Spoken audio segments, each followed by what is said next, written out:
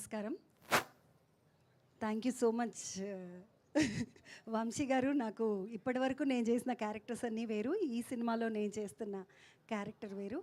మంచి క్యారెక్టర్కి నాకు అవకాశం ఇచ్చారు.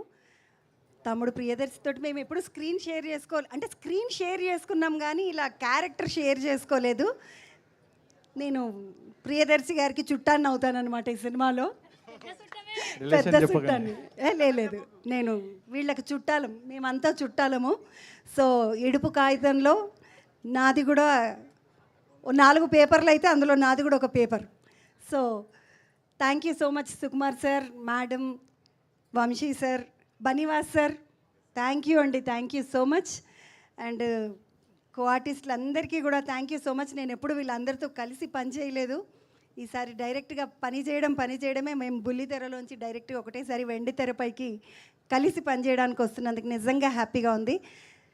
బ్యూటిఫుల్ స్టోరీని తీసుకొని వచ్చినటువంటి సినిమా. మళ్ళీ మనసులన్నీ మీకు స్టోరీ అంతా తెలిసిన తర్వాత ఈ పోస్టర్ని చూస్తే గట్టిగా ఒకటేసారి కళ్ళలకించి నీళ్ళు వస్తాయి. అట్లాంటి cinema.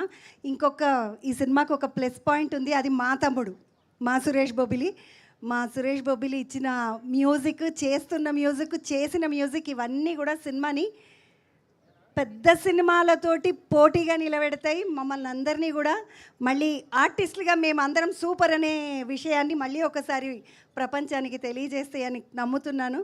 Thank you so much Vamshi garu, once again.